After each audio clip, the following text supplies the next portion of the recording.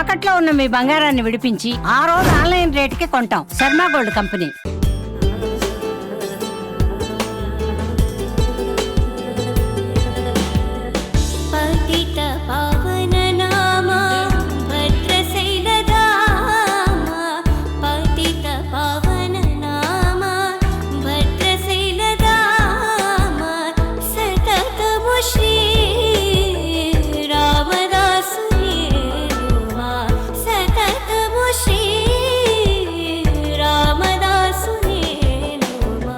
జై శ్రీరామ్. సుమన్ టీవీకి స్వాగతం. నేను గీతాంజలి. స్వీకరమౌ శ్రీరామనామం జీవామృత సారం, పావనమి రఘురామనామం భవతారక మంత్రం. శ్రీరామచంద్రుల వారిని ఎంత చూసినా, వారి గురించి ఎంత విన్నా తనివి తీరదు అంటారు. అటువంటి ఆ రామచంద్రుడు సీతాదేవి లక్ష్మణ సమేతంగా భద్రాచలంలో కొలువై ఉన్నారు. ఆ క్షేత్రం దగ్గర ప్రస్తుతం నేనున్నానండి. ఎంతటి అదృష్టమో ఇక్కడ అడుగు పెట్టడం, అలాగే ఈ క్షేత్రం మహత్యం గురించి తెలుసుకోవటం కూడా జన్మ జన్మల పుణ్యఫలమే. అలాగే ఆ స్వామివారిని కూడా దర్శించుకున్నాను, అది ఇంకా మహద్భాగ్యంగా అనుకుంటూ, అలాగే ఇక్కడ విశేషాలన్నీ ఇవాల్టి కార్యక్రమంలో మీకు వివరించబోతున్నాను.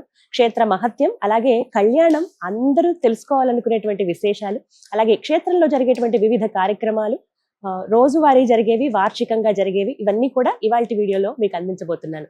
వివరించేందుకు ప్రస్తుతం మనతో పాటు ఉన్నారు భద్రాచలం శ్రీ సీతారామచంద్ర స్వామి వారి దేవస్థానం శ్రీ రామాయణ పాఠకులు అంతర్వేది కృష్ణమాచార్యులు గురువు గారు. వారితో మాట్లాడి ఈ క్షేత్ర మహత్యం గురించి, అలాగే స్వామి అమ్మవార్ల వైభవం గురించి తెలుసుకుందాం. గురుగారు నమస్కారం అండి. గురుగారు, భద్రాచలంలో శ్రీ సీతారామచంద్ర స్వామి వారికి ప్రతి నిత్యం, అలాగే వార్షికంగా జరిగేటువంటి సేవలు, కార్యక్రమాలు, ఉత్సవాలు వివరిస్తారా? అంటే మనకి భద్రాచల క్షేత్రంలో ఇందాక చెప్పుకున్నట్టుగా పాంచరాత్రాగమ ప్రకారం ఇక్కడ నిత్యార్చనాదుల్ని మొత్తం కూడా జరుగుతాయండి. మనకి ఉదయం నుంచి కూడా సుప్రభాత సేవ దగ్గర నుంచి రాత్రి పౌడింపు సేవ వరకు కూడా మనకి నిత్యోత్సవాలు ఇందాక చెప్పుకున్నట్లుగా తూము నరసింహదాసు గారు ఏర్పాటు చేసినటువంటి దశవిధ ఉత్సవాలు ఏర్పాటు చేశారు. ఆ దశవిధ ఉత్సవాలతో పాటు మనకి ఉదయం పూట నిత్య కళ్యాణం ప్రతినిత్యం జరుగుతుంది. విశేష పర్వాలలో ఏమైనా అభిషేకాదులు కానీ ఉన్న సందర్భంలో ఆ రోజున అది నిలుపుదల చేసి ఆ కార్యక్రమాన్ని నిర్వహించడం జరుగుతుంది. అంతేకాకుండా శుక్రవారం నాడు మనకి సంధ్యాహారతి అని చెప్పి సాయం సమయంలో జరుగుతుంది. ఆ తర్వాత మనకి దర్బార్ సేవ, మళ్ళీ ఇందాక చెప్పుకున్నట్లుగా ప్రత్యేకంగా ఇలా జరిగేటువంటి సేవలు, వీటిని వారోత్సవాలు అంటారు. ఈ శుక్రవారం నాడు స్వామివారి యొక్క బంతులాట మొదలైనటువంటి మనం శుక్రవారంలో చూడొచ్చు. ఏ సమయానికి ఉంటుంది అంటే మనకి సుమారు సాయంత్రం వచ్చేసి 6:30 తర్వాత మనకి ఈ సేవ ఏర్పాటు చేస్తారండి. సంధ్యాహారతి అయిపోగానే మనకు వచ్చేసి దర్బారు సేవలో ఈ బంతులాట కార్యక్రమాన్ని నిర్వహించడం జరుగుతుంది. ఆ తర్వాత మనకి ఇక వారోత్సవాలలో ఇవి చెప్పుకుంటే మనకి తిథుల ప్రకారం వచ్చేటప్పుడు ఏకాదశి నాడు ప్రత్యేకమైనటువంటి ప్రకరణం మనకి దర్బారులో జరుగుతుంది. అలాగే స్వామివారి యొక్క చుట్టు సేవ, ద్వాదశి ప్రకరణం జరుగుతుంది. పూర్ణిమ నాడు మళ్ళా విశేషమైనటువంటి ఆరాధన, ప్రతి పునర్వసుకి కూడా చాలా ప్రత్యేకమైనటువంటి అభిషేకాదులు. ప్రతి బుధవారం మనకి ఇలా చూసినట్లయితే మనకి సోమవారం నుంచి ఆ శనివారం వరకు మనకి ఆలయం వెనకాల భద్రుడి యొక్క శిరస్సు అని ఉంది. ఈ భద్రుడి శిరస్సు పైన స్వామివారి యొక్క పాదాలు ఉంటాయి. హృదయ స్థానంలో మనకి మూర్తి ఉంటారు. ప్రతి సోమవారం నుంచి శనివారం వరకు మనకి ఇక్కడ ఈ స్వామివారికి అభిషేకం జరుగుతుంది, పాదాలకు అభిషేకం జరుగుతుంది. ఆదివారం నాడు మాత్రం మనకి ప్రత్యేకంగా ఉదయం పూట మనకి సుమారు 7 గంటల దగ్గర నుంచి 8 గంటల వరకు మూలమూర్తికి అభిషేకం జరుగుతుంది.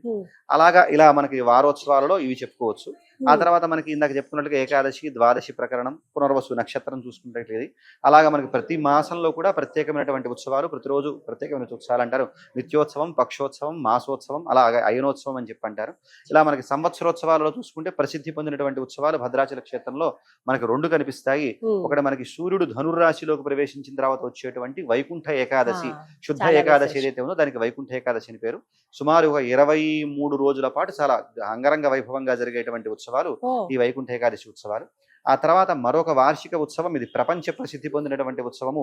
ఈనాడు ఎప్పుడైతే భద్రాచలంలో దాన్ని నిర్ణయించి జరుపుతారో అలాగే ఇతరత్ర అంతటా కూడా జరుపుకునేటువంటి ఉత్సవము. దీనికి శ్రీకారం చుట్టి వశిష్ఠ స్థానంలో నిలిచింది మనకి భక్తరామదాసు గారు. అది మనకి శ్రీరామనవమి కళ్యాణోత్సవాలు. ఇవి మనకి బ్రహ్మోత్సవాలలో భాగంగా మనకి శ్రీరామనవమి నాడు స్వామివారి యొక్క కళ్యాణోత్సవం జరుగుతుంది. ఇవి 15 రోజుల పాటు మనకి పాడ్యమి నుంచి అంటే ఉగాది నుంచి పూర్ణిమ వరకు జరిగేటువంటి ఉత్సవాలు ఇవి వార్షికోత్సవాలుగా మనం చెప్పుకోవచ్చు. ఈ విధంగా ఉంటాయి. కానీ ప్రతినిత్యం నిత్య కళ్యాణం పచ్చతోరణం అంటారు కదా, అలా ఉంటుంది స్వామికి. అదే భద్రాచలం అన్నట్టుగా నిత్య కళ్యాణం పచ్చతోరణంగానే వెలుగొందుతుంది. అలాగే ఉంటుందండి. కళ్యాణంలో అందరూ పాల్గొనొచ్చా అండి? ఉదయం జరిగేటువంటి నిత్య కళ్యాణంలో ఉభయదాతలుగా ఎవరైతే ఉన్నారో వారు టికెట్ తీసుకుని ఆ సేవలో వారు పాల్గొనవచ్చు. మనకి 8:30 నుంచి మనకి ఆ కళ్యాణంకి ఉంటుంది. దానికి ముందు సహస్రనామార్చన అని చెప్పేస్తారు. కళ్యాణం టికెట్ తీసుకున్నటువంటి వారికి ఆ సేవలో కూడా పాల్గొనేటువంటి అవకాశం ఉంటుంది. ఇవే కాకుండా మనకి వేదాశీర్వచనము, ఉభయదాతలకు అంటే మనం టికెట్ తీసుకుని చేసుకునేటువంటి సేవలు, ఇవే కాకుండా పరోక్ష సేవలు కూడా దేవస్థానం వారు ఏర్పాటు చేశారు. మనకి ఆన్లైన్ లో బుక్ చేసుకున్నట్లయితే గనక స్వామివారికి అర్చన వారి గోత్రనామాలతో చేసి వాటిని కూడా పంపించేటువంటి ఏర్పాటు కూడా మనకి దేవస్థానం వారు ఉంది. దీనికి సంబంధించినటువంటి మనకి వెబ్సైట్ లో కూడా ఆన్లైన్ ద్వారా కూడా ఇక్కడ జరిగేటువంటి కళ్యాణోత్సవాలకు కావచ్చు, లేకపోతే అభిషేకాలకు కావచ్చు, పూజలకు కావచ్చు, మొదలైనటువంటి అన్నిటికీ కూడా మనకి ఆన్లైన్ లో మనకి లభిస్తున్నాయి. అవి ఇప్పుడు మూల విరాట్లకి అభిషేకం కేవలం ఆదివారం మాత్రమే ఆదివారం నాడు మళ్ళీ ప్రత్యేకమైనటువంటి పర్వాలలో కూడా మనకి స్వామివారి యొక్క అభిషేకం మూలవర్లకు ఉంటుందండి. అంటే ఆదివారానికి ఏమన్నా విశేషం అంటే మనకి రాముడికి ప్రియమైనటువంటి వారం, అంటే రాముడు సూర్యవంశ సముద్రుడు కాబట్టి భానువారం చెప్తారు. మనకి ఇక్కడ క్షేత్ర మహాత్మ్యంలో కూడా ఎస్తు ప్రదక్షిణం కుర్యాత్ భానువారే అచలోత్తమం భూప్రదక్షిణత పుణ్యం ప్రాప్నోతి స నరోత్తమ అని చెప్పడం జరిగింది. ఎవరైతే ఆదివారం నాడు ఈ ఆలయానికి, ఈ పర్వతానికి, భద్రగిరి పర్వతానికి ఎవరైతే ఒక ప్రదక్షిణ చేస్తారో వారు భూప్రదక్షిణ చేసినటువంటి పుణ్యాన్ని పొందుతారు అని. అంతేకాకుండా మరొక శ్లోకంలో కూడా స్నాత్వా ప్రాతస్సుబోధే దినకర దివసే అంటూ మనకి పురాణం చెబుతోంది. ఎవరైతే ఆదివారం నాడు గోదావరి స్నానం చేసి ఇక్కడ ఉన్నటువంటి స్వామి వారిని ఆదివారం నాడు దర్శిస్తారో చాలా గొప్పనైనటువంటి పుణ్యాలను వారు పొందుతారు అని చెప్పేసి మనకి ఇక్కడ క్షేత్ర మహాత్మ్యం బ్రహ్మపురాణం కూడా తెలియజేస్తుంది. వీటన్నిటిని తీసుకున్నా మనకి ఆదివారం నాడు ఇలా అభిషేకం జరగడం ఒక ప్రత్యేకంగా భావించవచ్చు. అలాగే ఇక్కడ విన్నానండి, పవలింపు సేవ చాలా విశేషంగా ఉంటుందని చెప్పి చాలా మంది భక్తులు ఆ సమయంలో రావడానికి ఇష్టపడుతూ ఉంటారు. అంటే మనకి సాధారణంగా ఏంటంటే మనకి త్యాగరాజ స్వామి వారు కావచ్చు, లేకపోతే వారి రామదాసు గారి ప్రేరణ పొందినటువంటి వారు కావచ్చు, తూము నరసింహదాసు గారు కావచ్చు, ఇక్కడ జరిగేటువంటి పవళింపు సేవ చాలా ప్రత్యేకంగా ఉంటుంది. మనకి రామలాలి మేఘశ్యామలాలి అనేటువంటి పాట మనం చూసినట్లయితే గనక రామ సంబంధంగానే మనకు కనిపిస్తుంది లాలిపాట. అంటే మనకి రామాయణంలో బాల్య సంబంధమైనటువంటి చేష్టలు కనిపించకపోయినా మనకి భాగవతంలో కృష్ణ సంబంధమైన చేష్టలు ఉంటాయి. కానీ బాల్య సంబంధించినటువంటి లాలిపాటలో రామచంద్రమూర్తి అటు మనకి రామదాసు గారు రచించడం జరిగింది. అలాగే త్యాగరాజస్వామి వారివి, తూము నరసింహదాసు గారు కూడా చాలా విశేషమైనటువంటి కీర్తనలు రాశారు. వారు పాడినటువంటి ఏదైతే రచించడం జరిగిందో ఆ కీర్తనలతోనే మనకి స్వామివారి యొక్క పవళింపు సేవ చాలా విశేషంగా జరుగుతుంది. ఎంత సమయం పాటు ఉంటుందండి? అంటే మనకి సుమారు ఒక అరగంట వరకు మనకి నిడివితో ఈ పవళింపు సేవ ఉంటుందండి. ప్రకరణం ఉంటుంది, ఆ ప్రకరణ విధానంగా వారు చేసుకుంటూ వెళ్తారు అర్చక స్వాములు. ఈ పక్కన బయట మనకి హరిదాసులు కూడా కీర్తనలు ఆలపిస్తూ ఉంటారు. అర్చక స్వామి లోపల ఆ కార్యక్రమాన్ని వైదికమైన పరమైన తంతుని చేస్తారు. దాదాపుగా అన్ని కార్యక్రమాల్లో భక్తులందరూ మనకి భాగస్వామి ఉందండి. అలాగే ఇక వార్షికంగా జరిగేటువంటిది అందరూ ఎంతగానో 1000 కళ్ళతో ఎదురు చూసేది రాముల వారి కళ్యాణోత్సవం. అది ఎన్నిసార్లు చూసినా తనివి తీరదంతే, ఎప్పుడెప్పుడా అని ఎదురు చూస్తూ ఉంటాం. అంటే సాధారణంగా ఎవరన్నా ఇళ్లలో వివాహం కళ్యాణం ఏమైనా జరిగితే అది వారి ఇళ్ల వరకు, వారి వీధి వరకు పరిమితం ఉంటుంది. కానీ రాముల వారి కళ్యాణం అంటే జగత్తంతా సంతోషమేనండి. అందుకని సాధారణంగా అంటారండి, దేవుడి కళ్యాణానికి అందరూ పెద్దలే అన్నట్టుగా ఇక్కడ దాదాపుగా జగత్ కళ్యాణము, జగత్ కళ్యాణ కారకం కూడా మనకి భద్రాచలంలో జరిగేటువంటి సీతారాముల కళ్యాణం. మరి కళ్యాణం విశేషాలు అంటే మనకి విశేషాలు చూస్తే చాలా విశేషాలతో పొందుపరచబడినటువంటిది ఇది. మనకి రామచంద్రమూర్తి ఆనాడు మనకి రామాయణంలో చూస్తే మనకి సుమారు మనకి విలంబనామ సంవత్సరంలో చైత్ర శుద్ధ నవమి పునర్వసు నక్షత్రం కర్కాటక లగ్నంలో రామచంద్రమూర్తి జన్మించినట్లుగా మనకి రామాయణం ద్వారా తెలుస్తోందండి. అయితే మనకి సాధారణంగా అయోధ్య లాంటి క్షేత్రాలలో ఆయనకి మామూలుగా బాలలీల ఉత్సవాలు లాంటివి చేస్తారు. అయితే మనకి కళ్యాణం చేయడం అనేటువంటిది ప్రత్యేకత. అదే నేను పుట్టినరోజు నాడు ఎందుకు కళ్యాణం చేస్తున్నారంటే మనకి పాంచరాత్రాగమం తెలియజేసింది, యస్యావతార సమయే తస్య కళ్యాణం ఆచరేతని. అంటే ఏ దేవుడు ఏనాడైతే అవతరించాడో ఆ దేవుడి యొక్క కళ్యాణాన్ని ఆనాడు చేయవలసింది అని చెప్పి ఆడేటువంటి పాంచరాత్రాగమ వాక్యాన్ని తీసుకుని మనకి రామదాసు గారు ఈ శ్రీరామనవమి నాడు కళ్యాణాన్ని ఏర్పాటు చేశారు. అయితే మనకి చాలా ప్రసిద్ధమైనటువంటి కళ్యాణం కాబట్టి మనకి ఇక్కడ నవాహ్నికమైనటువంటి బ్రహ్మోత్సవాలలో భాగంగా మనకి జరుగుతుంది. సప్తమి నాడు మనకి ఆహ్నికము అంటే 9 రోజుల ఆహ్నికం సప్తమి నాడు మనకి ప్రారంభమవుతుంది. దీనికి పూర్వరంగంగా మనకి ఉగాది నాడు అంకురారోపణ మొదలైనటువంటి కార్యక్రమాలన్నీ నిర్వహిస్తారు. ఆ తర్వాత మనకి సప్తమి నుంచి గరుడ పటాన్ని అది ఇచ్చేయడము, ఆ తర్వాత ముందు శ్రీరామునకు ముందు రోజు ఎదుర్కోలనేటువంటి కార్యక్రమం సాయం సమయంలో చేస్తారు. చాలా విశేషంగా ఉభయత్రా కూడా అటు సీతమ్మ వారి పక్షాన ఒక పండితులు, అలాగే రామచంద్రమూర్తి యొక్క పక్షాన ఒక పండితులు కూర్చుని వీరి యొక్క ఇద్దరి యొక్క గుణగణాలని చాలా గొప్పగా అభివర్ణిస్తారు. ఇది కూడా చాలా చూడచక్కమైనటువంటి మనకి ఒక అద్భుతమైనటువంటి దృశ్యంగా చెప్పవచ్చు. దీని ద్వారా రామచంద్రమూర్తి యొక్క గుణగణాలని అలాగే సీతాదేవి యొక్క గుణగణాలని మనకి వివరించేటువంటి చాలా గొప్పనైనటువంటి అంశము మనకి ఎదుర్కోలుత్సవము. మర్నాడు ఉదయం మనం చూసినట్లయితే తెల్లవారుజామున స్వామివారికి మనకి మనకి సుప్రభాతాదులు అవన్నీ ముగించుకొని సేవాకాలాదులన్నీ చేసుకున్న తర్వాత ఇక్కడ ధ్రువమూర్తికి కళ్యాణం చేస్తారండి. మనకి సుమారు 8 గంటల ప్రాంతంలో ఉదయం పూట ధ్రువమూర్తి కళ్యాణం జరిగిన తర్వాత మనకి బాహాటంగా బయట మనం ఉత్సవమూర్తులను చూస్తాం. అదొక ప్రత్యేకత కూడా మనం ఇక్కడ భావించవచ్చు. అయితే ఆలయంలోనే మూలమూర్తిగా జరుగుతుంది, ఏకాంతంగా జరుగుతుందండి ఇది. అది దాదాపు అదొక గొప్ప ప్రత్యేకమైనటువంటి అంశంగా మనం భావించవచ్చు. అంటే సాధారణంగా మామూలుగా అలా కళ్యాణాన్ని ఆచరించేవారు రామదాసు గారు మిగతా జనమంతా కూడా, అంటే మనకి గర్భాలయం అనేసందరికి కొంతమంది వారికి ప్రవేశం ఉంటుంది, అర్చక స్వాములకు కావచ్చు, ఇలా మీ కేవలం వీడికి ఒక నియమబద్ధంగా ఉంటుంది, నియమంగా. అలాగే కాకుండా అందరూ చూచి తరించాలనేటువంటి ఉద్దేశంతో వారు ఆరు బయట ఏర్పాటు చేసి నలుగురు చూచి తరించేలాగా మనకి విధానాన్ని ఏర్పాటు చేశారు. ఇలా మూలమూర్తుల యొక్క కళ్యాణం జరిగిన తర్వాత స్వామివారిని పల్లకిలో ఊరేగించుకుంటూ దాదాపుగా మనకి మేళతాళాలతో వేద పండితులు మొదలైనటువంటి అధికార వర్గము, మంత్రివర్గం మొదలైనటువంటి వాళ్ళందరూ కూడా కళ్యాణానికి సంబంధించినటువంటి సంభారాలన్నింటినీ కూడా తీసుకొని శిల్పకళా శోభితమైనటువంటి కళ్యాణ మండపం, మిథిలా స్టేడియం అంటారు, ఆ కళ్యాణ మండపంలో జరుగుతుంది. అక్కడికి తీసుకువెళ్ళటం జరుగుతుంది స్వామివారిని. ఆ కళ్యాణ మండపం పైన వేంచేపు చేసి మనకి మొత్తం సంకల్పాదులు, విశ్వక్సేన పూజ మొదలైనటువంటి వాటివన్నిటినీ కూడా చాలా క్రమబద్ధంగా మనకి ఆగమశాస్త్రం ఏ విధానం అయితే చెప్పడం జరిగిందో ఆ విధానంలో మనకి ఈ అంతా కూడా ప్రక్రియ అంతా జరుగుతుంది. అయితే ఈ కళ్యాణంలో కూడా చాలా మనకి చెప్పుకోదగినటువంటి విషయాలు, చాలా ప్రత్యేకమైనటువంటి అంశాలు. మనకి ప్రవర అంశము అంటే మనకి ఇతరత్ర రామచంద్రమూర్తికి వశిష్ఠ గోత్రాన్ని, అలాగే అమ్మవారికి గౌతమ గోత్రాన్ని చెప్తారు. కానీ భద్రాచలంలో చాలా ప్రత్యేకంగా చెప్పేటువంటి గోత్రం ఏదైనా అంటే స్వామివారికి అచ్యుత గోత్రాన్ని, అమ్మవారికి సౌభాగ్య గోత్రాన్ని చెప్పడం జరుగుతుంది. ఎందుకు అలా చెప్తారు అంటే సాధారణంగా మనకి ఇందా చెప్పుకున్న వశిష్ఠ గోత్రమును గౌతమ గోత్రం చెప్పాలి, కానీ మనకి ఆగమ సంప్రదాయం ఒకటి ఉందండి. యోనిజులైతే వారికి ఋషి గోత్రాన్ని, అయోనిజులైతే గనక వారికి అచ్యుత గోత్రాన్ని చెప్పమని మనకి ఆగమ శాస్త్రం తెలియజేస్తోంది. మరి రామచంద్రమూర్తి దశరథుడికి జన్మించాడు కదా అంటే అవతారం చాలించాడు స్వామి.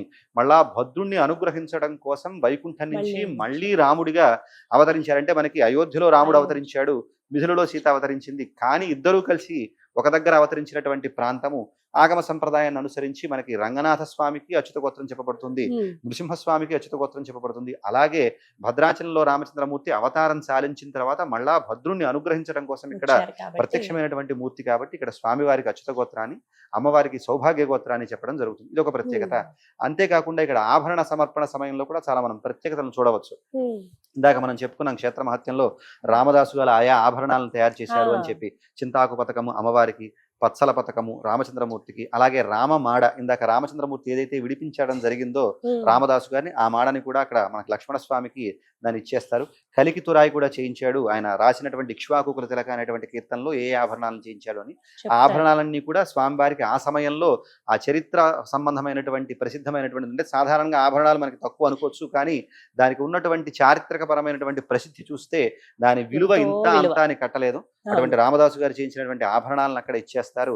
ఆ తరువాత మరొక ప్రత్యేకమైనటువంటి అంశము ఇక్కడ తాళిబొట్టు చూసినట్లయితే మనకి 3 పథకాలు దీనిలో కనిపిస్తాయి. సాధారణంగా దానికి కారణం కూడా చెప్తున్నానండి.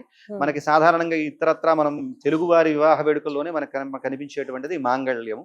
ఈ మాంగళ్యంలో 2 పథకాలు మాత్రమే మనకు ఉంటాయి, కానీ ఇక్కడ 3 పథకాలు సాధారణంగా పుట్టినింటి నుంచి ఒకటి, మెట్టినింటి నుంచి ఒకటి అని చెప్తారు. అలాగా రామదాసు గారు కూడా ఏం చేశారు అంటే సీతమ్మ వారిని తమ కుమార్తెగా భావిస్తూ భక్తజనులు అందరి పక్షాన కూడా ఇంకొక తాళిబొట్టుని చేసి పెట్టడం వల్ల అలా 3 పథకాలతో మనకి ఆ తాళిబొట్టు కనిపిస్తుంది. అలా మంగళసూత్రం కూడా ఒక ప్రత్యేకమైనటువంటి ప్రత్యేకతను సంతరించుకున్నటువంటి అంశం మనకి. ఆ తర్వాత ఇంకోటి చూసినట్లయితే ఇక్కడ పోసుకునేటువంటి తలంబరాలు. సాధారణంగా భద్రాచలంలో రామచంద్రమూర్తికి కళ్యాణంలో ఉపయోగించేటువంటి తలంబరాలు చాలా ప్రత్యేకత. దర్శనానికి వచ్చినా సరే కానీ తలంబరాలు మాకు మాత్రం పంపించండి అని చెప్పేసి ఉంటారు. దాదాపు దేవస్థానం వారు కూడా దానికి సంబంధించినటువంటిగా టన్నుల్లో మనకి తలంబరాలను ఏర్పాటు చేయడం జరుగుతుంది. అయితే ఇవి ఎరుపు రంగులో ఉంటాయి. మనకి నిత్య కళ్యాణంలో జరిగేటువంటి తలంబరాలు చూస్తే పసుపు రంగులో ఉంటాయి. కానీ సాధారణంగా ఈనాడు ఉపయోగించేటువంటి తలంబరాలు చాలా ప్రత్యేకతను సంతరించుకుని ఎరుపు రంగులో ఉంటాయి. దీనికి గల కారణాన్ని మనకి వైదిక పెద్దలు మనకి 2 విధాలుగా వివరిస్తారు. ఒకటేమంటే వైదిక పరంగా చూసినట్లయితే మనకి రామచంద్రమూర్తి సూర్యవంశ సముద్భవుడు.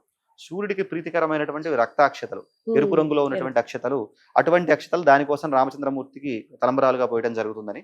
రెండవ అంశం మనం ఇందాక చెప్పుకున్నాం, రామదాసు గారిని రామచంద్రమూర్తి విడిపిస్తే తానీష తన తప్పు తాను తెలుసుకుని రామదాసు గారిని సర్వాధికారాలు ప్రకటించి భద్రాచలం పంపించారు అని చెప్పి, ఆ సందర్భంలో ఆయన ప్రతి సంవత్సరం కూడా తానీష పట్టు వస్త్రాలను, అలాగే ముత్యాల తలంబరాలను, ఆ తర్వాత గులాల్ మొదలైనటువంటి పరిమళ ద్రవ్యాలని, పసుపు కుంకుమ మొదలైనటువంటి అన్నింటినీ కూడా సారిగా పంపించేవాడు ఆయన.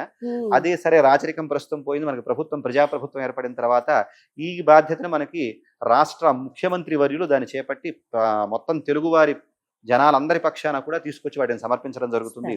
అలా ఆనాడు సమర్పించినటువంటి గులాల్ మనకి మత సామరస్యానికి ఇక్కడ కలిపేటువంటి వాటిని మనకి దీనిలో కలుపుతారు కాబట్టి అక్షతల్లో ఇలా మత సామరస్యాన్ని కూడా ప్రతిబింబించేటువంటి అంశం దీనిలో చోటు చేసుకుంది అని ఆనాటి చరిత్రని ఇప్పటికీ కూడా తెలియచేస్తున్నటువంటి అంశాన్ని దాన్ని చెబుతారు.